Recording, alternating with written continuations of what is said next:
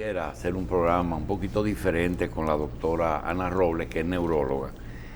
Porque ella es capaz de eso y más. Y nosotros quisiéramos decir algo. Lo primero es que ser referee en un choque de trenes, de mini acorazados, de trenes, donde los dos médicos que tenemos son dos sabios de la medicina dominicana, no maestros, no, sabios de la medicina dominicana, me es difícil. Pero vamos a comenzar por algo que nosotros nos atrevimos a decir ayer, y el doctor Hanna no estaba, porque no era miércoles. Yo decía que hay muchas enfermedades psiquiátricas, creo que te decía a ti, que salud mental, cuando aparecen donde un psiquiatra que sabe medicina, le manda a hacer una prueba de tiroides y encuentra que el tiroides a veces cambia mucho el carácter de las personas y se pone a pensar muchas veces que la persona está enferma de la mente y es un problema de otro tipo. Lo mismo ocurre con el primer tema que le vamos a tratar, que tiene que ver con medicina, que es si realmente hay enfermedades neurológicas que se pueden confundir con trastornos psiquiátricos. Doctora, bienvenida. Gracias, doctor. Los trastornos no son psiquiátricos, No, son de hay salud un tema, mental. Hay un acápite de reciente. salud mental. Hay un acápite reciente, relativamente. Doctora, para déjame mí, hacerte esta breve historia. Yo fui a una graduación de high school de un colegio de estos bilingües. Se graduaron 33 personas, 20 y pico de muchachas y 8 o 10 varones. 18 iban a ser psicólogos. Una iba a ser médico, que es la hija de Escipión Oliveira. 2, o la nieta, 2 iban a ser ingenieros civiles y 4 se iban a dedicar a negocios. Entonces, hoy lo que tú estás viendo es una revolución de abajo para arriba donde hay más psicólogos que psiquiatras. Y realmente los problemas de salud mental lo está manejando una combinación de psicólogos bien formados con psiquiatras. Por eso es que tú ves el auge del proceso de salud mental. Pero yo quería comenzar precisamente con lo que ustedes querían que habláramos hoy. Existe actualmente un tema palpitante que es la neurología funcional. Resulta que el cerebro es el único órgano que comparte dos especialidades, que son la psiquiatría y la neurología. Entonces, actualmente vemos ese grupo de pacientes que tienen manifestaciones neuroconductuales, alteración del estado de ánimo, incluso convulsiones que no responden a patrones típicos, combinados con conducta claramente definidas como dentro del área de la psiquiatría. Y eso le ha dado en la cara a muchos médicos porque ha resurgido una nueva enfermedad para un grupo, para mí no, porque yo conocí a la encefalitis límbica hace muchísimo tiempo que oigo hablar de eso, pero ahora se habla de encefalitis autoinmunes. Y es un grupo de pacientes que anda por ahí, que catalogados incluso de inicio como pacientes psiquiátricos y realmente tienen una patología que produce un antígeno contra un anticuerpo específico dentro de su cerebro y que se puede detectar con estudios inmunológicos. ¿De qué usted se ríe, compadre? Con estudios inmunológicos. La Constitución me ampara. Yo me puedo reír cuando me dé la gana. Perfecto. Estoy de acuerdo contigo, sigue. Con estudios que detectan determinados tipos de receptores contra el NMDA. Y para eso yo vine totalmente excitada de la Academia Americana de Neurología hace 2 años, de la neuroimagen. Nosotros hablamos resonancia magnética, tomografía. Bueno, nosotros utilizamos esos términos aquí casi en el Paleolítico inferior, cuando estamos a nivel incluso de 3 Tesla.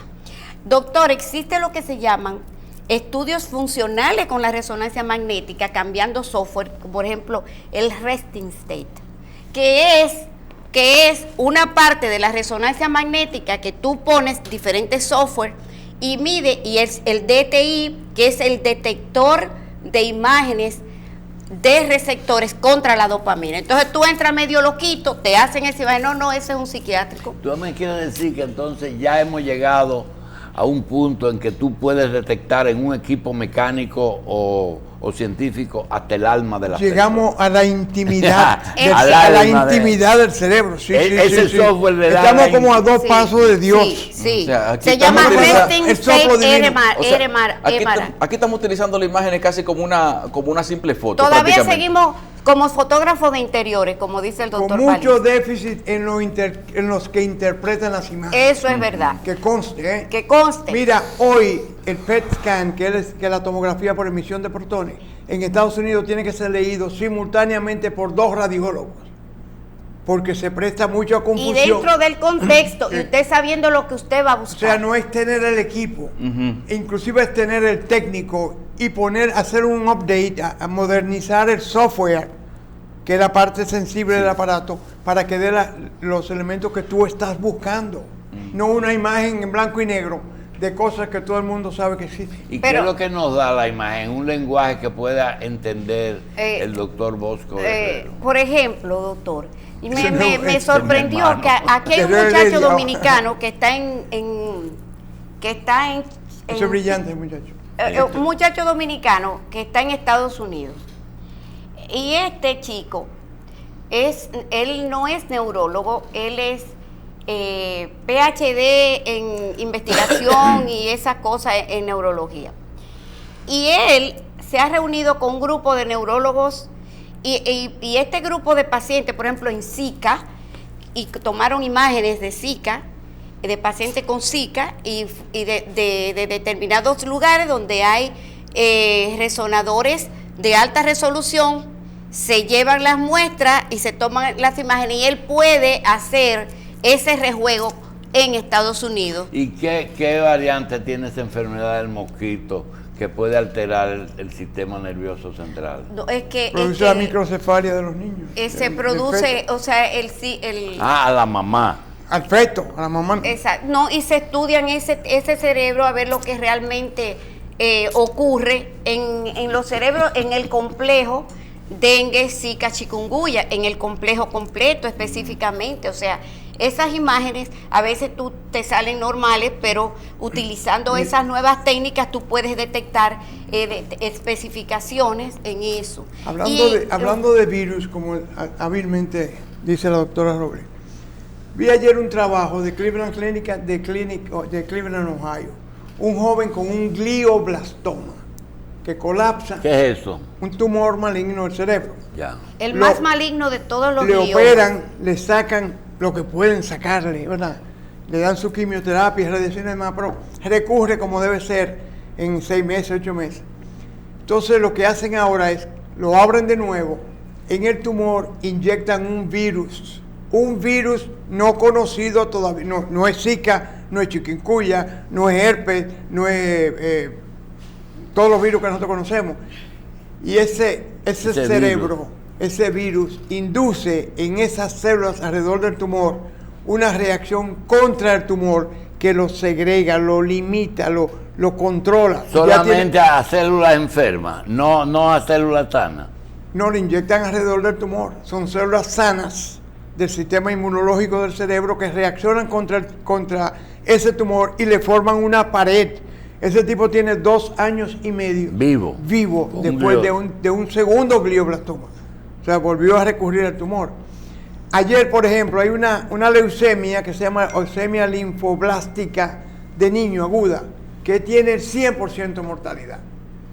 Pues mira, ayer salió al mercado una medicina que cuesta $450,000 el tratamiento, con un éxito relativo de un 78-80%. ¿Qué hacen? Toman la sangre de ese paciente con leucemia. Leucemia es un tumor de los glóbulos blancos, un cáncer de los glóbulos blancos. Aíslan los glóbulos blancos, separan los linfocitos T de los B, y al linfocito T le inoculan un virus. Y ese linfocito T se encarga, con ese virus adentro, de eliminar las células malignas que tiene en la sangre, millones de células que tiene un niño con ese tipo de leucemia. Bien. Doctora, ¿cuál es el tumor más común en el cerebro maligno? El glio. El glioblastoma. No, es el peor. El pero- más maligno de todos los gliomas. Pero el más más común. frecuente es el meningioma. El meningioma. Bien. Doctora, vamos a seguir con cosas modernas, doctor. En dolor de cabeza, por ejemplo, y en epilepsia. Actualmente, para tú hacer un tratamiento adecuado en epilepsia, tú necesitas el gene test, o sea, el test de genes. Todos estos pacientes que tienen en grandes centros de epilepsia en el mundo, actualmente a todos esos niños ya bien diagnosticados se le hace el test de genes. Se le hace un genoma. No, se le hace el gene test para epilepsia. Pero es de genes. Todo va a derivar del genoma, pero es medicina personalizada basada en el genoma. Entonces yo detecto ¿Qué revela eso? qué droga yo voy a elegir, qué enzima está dañada en este tipo de epilepsia. Y por ejemplo, si se interfiere con un tipo enzimático que tiene que ver con el metabolismo del sodio, entonces ya yo sé qué droga, y te dice, ese paciente va a responder a la cosamida, va a responder a levetiracetam. Te dicen exactamente qué es lo que tú le tienes que dar, y eso es lo que actualmente está en boga, es la medicina personalizada basada en genomas, que no está desarrollada en todos los campos. Por ejemplo, en depresión está bastante bien desarrollada, en epilepsia se está desarrollando cada vez más, en hipertensión arterial cada vez más, o sea, darte el medicamento dependiendo de lo que arroje tu genoma. ¿Qué zona del cerebro? ¿Qué zona del cerebro entra en disfunción cuando uno cae en depresión? Bueno, generalmente cuando tú caes en depresión hay todo el sistema límbico. Hay una alteración, pero básicamente no son regiones, son receptores, son una alteración en cuanto a la neuroquímica cerebral, donde hay una alteración de la serotonina, dopamina, noradrenalina. Quiere decir que el cerebro tiene sensores como cámaras que captan diferentes elementos. Exacto. Y cuando ese elemento no está presente, se apagan o se encienden. Exactamente, o sea, una alteración básica en los neurotransmisores, que eso se ve en casi, no solamente en depresión, en esquizofrenia y en migraña, por ejemplo. Son enfermedades genéticamente determinadas donde hay una alteración química. Doctora, yo sé que las preguntas que hago yo son de un nivel muy bajo. No, pero hay un público. No hay preguntas tontas, hay personas tontas. Lo que pasa es que hay un público que no le interesa alguna cosa. La pregunta es la siguiente. Ese cerebro, que es una maravilla, que ustedes manejan tan bien y tienen tanto conocimiento, cuando deja de recibir sangre, el flujo, es como ustedes conectar un toma corriente, y ahí se va todo. Y por ejemplo, cerebro como el suyo, el del doctor, cuando usted lo desconecta ya hay que ponerlo en una caja. Pero la sangre lo que lleva son los glóbulos rojos y es el oxígeno. El cerebro reacciona inmediatamente a los cambios con el oxígeno y el CO2. Y glucosa, doctor. La glucosa, claro. Pero entonces tendríamos que entrar cómo afecta la glucosa y cómo actúa la glucosa, que no vale la pena en cuanto al metabolismo. Pero eso no es diferente que cualquier otro órgano. Tú coges un riñón y le ligas la arteria, la tapa, el riñón inmediatamente entra en involución. Sí, pero que el conocimiento está en el cerebro, no en el riñón. Uno ya no sabe dónde que están las cosas, doctor, realmente. No está en el conocimiento, está ahí. Usted creció con la idea de que uno se enamoraba con el corazón y con el ventrículo izquierdo. Y de repente uno se enamora con el cerebro y con el bimbín. Todo el mundo sabe que yo espero que no le hagan nada a su programa. No. Yo creo que la segunda parte anatómica que usted mencionó es una respuesta a. Yo creo que no hay acción sin reacción. Claro. Y es una respuesta a sus emociones. No solamente eso, que hay un género que no tiene ese elemento que también se enamora.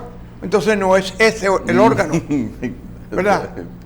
Doctora, le hago la pregunta porque yo tengo amigos cercanos que han tenido situaciones y yo digo, caramba, y si esa persona yo la pierdo, lo que está en la cabeza la pierdo. Siempre está preocupado llevarte la cabeza, doctor. Es que yo no entendí. Doctora, en el caso suyo, el día que la vida termina, que termina la vida, lo que la doctora Robles tiene en la cabeza lo vamos a poner en la caja y se va a desaparecer para siempre. No, porque precisamente esta es la base Y el doctor hablando de psicólogo, la psicología se quedó atrás hace muchísimo tiempo porque abandonó el estudio del ser y la filosofía del ser humano. Ser humano es ser y el que no sabe lo que es el ser. Entonces, ¿por qué yo le digo?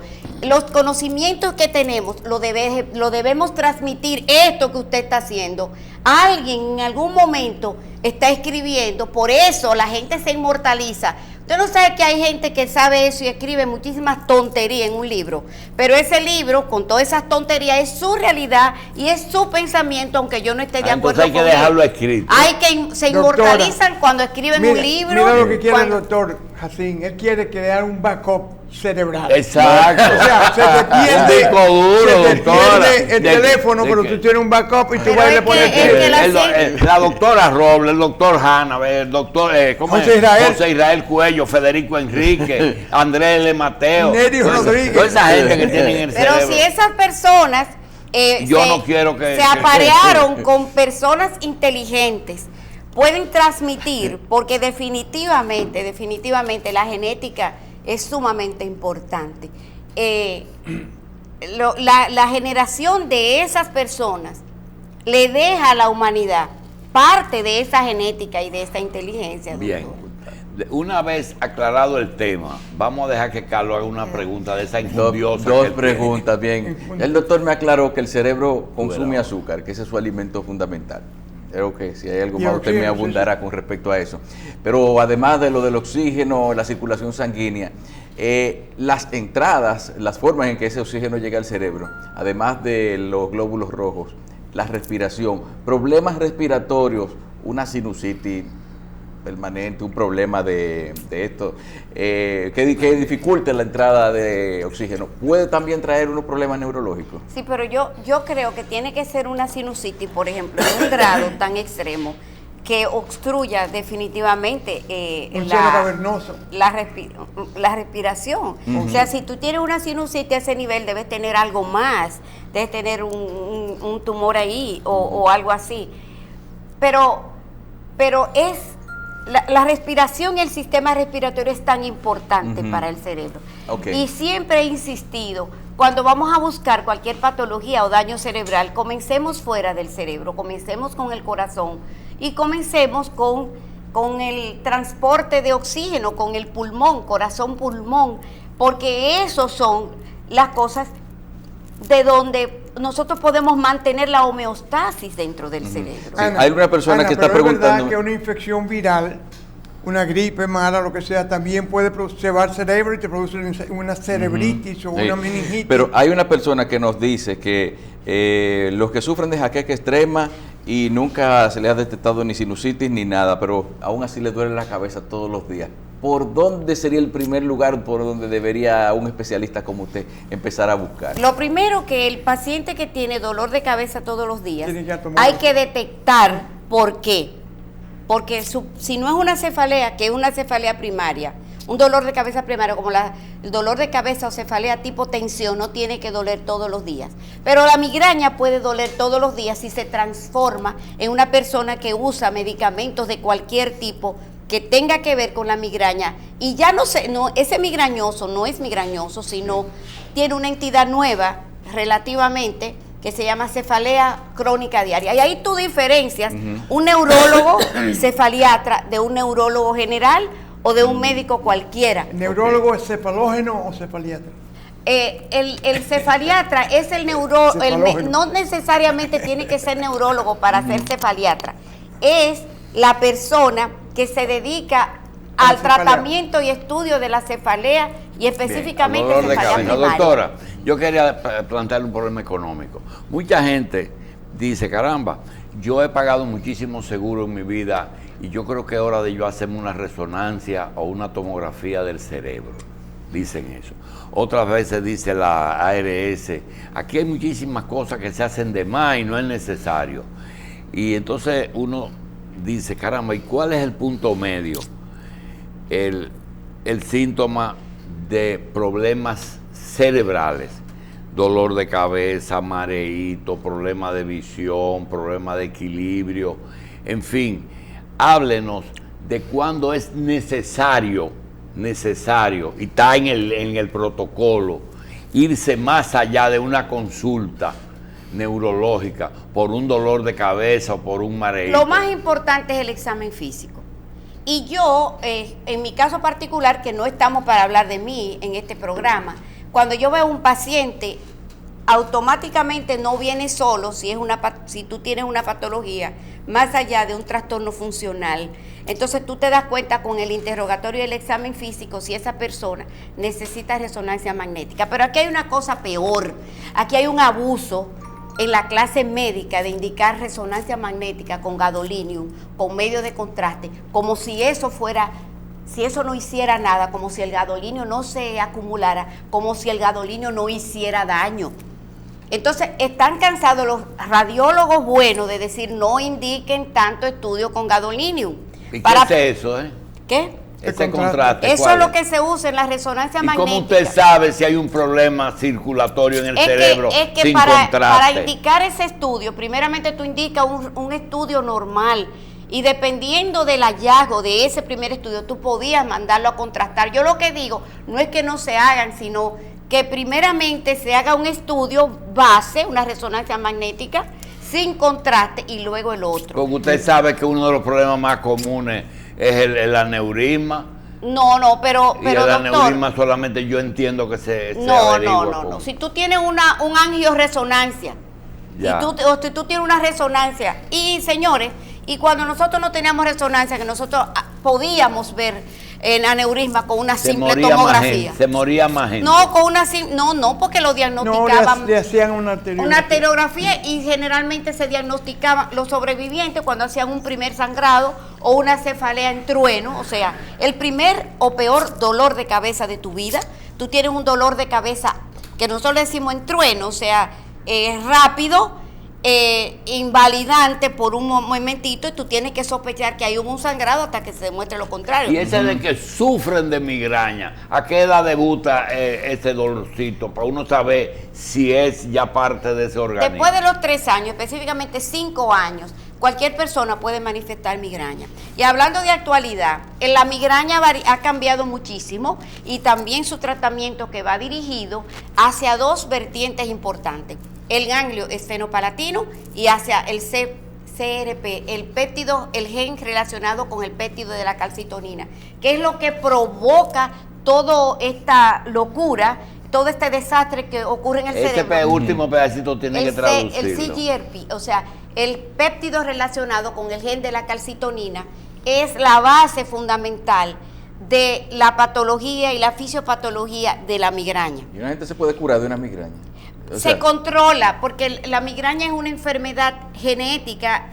Si tú no tienes historia familiar de migraña, dentro de los diagnósticos, dentro de lo que se utiliza para el diagnóstico, es muy difícil hacer diagnóstico de migraña. Mire, doctor, ahora en el grupo de dolor de cabeza, nosotros consideramos que el dolor de cabeza, ¿por qué la sinusitis también es migraña? Porque fuera de lo que es cambios inflamatorios y lo que podía provocar dolor, esos dolores verdaderamente causados por sinusitis también son migrañas. Digo, pero ese es ya un campo como más profundo. En la pregunta de Julito, si va a mi consultorio y tiene dolor de cabeza, yo le hago una tomografía de una vez. Yo no se la hago de inicio. Porque si no se la hago, se va a ir a donde otro médico se lo va a hacer. Porque hay cosas, por ejemplo, una persona que le llegue de más de 40 años con un dolor de cabeza, claro, y usted le toma la presión y está alta, usted no lo manda a hacer tomografía. Pues lo que yo hago, doctor, aunque tenga hipertensión. Sí, señor. Mira, porque esos son de los recursos que están disponibles en mi medio ambiente, y yo puedo pecar. ¿Usted está cuidando al paciente o cuidándose usted? A los dos, doctor. Que yo tengo que cuidarme a mí, porque a mí nadie me va a cuidar si no me cuido yo mismo. Y yo lo cuido a él. Yo le hago su tomografía, que no envuelve, como dice la doctora, medio de contraste, ni sustancias radiactivas y demás. Y con eso, yo lleno lo que hoy es el expediente, además de la historia clínica, el examen físico, los reflejos, todo eso, fondo de ojo, también incluye hoy en nuestro ambiente. Yo no sé si en Dajabón, yo no sé si en Elías Piña, pero me imagino que hay un tomógrafo cerca que también lo puede, alguien puede ver la tomografía. Este programa tiene un problemita y hay que tener que hacer una pausa. Y yo tengo que hacer otra pausa.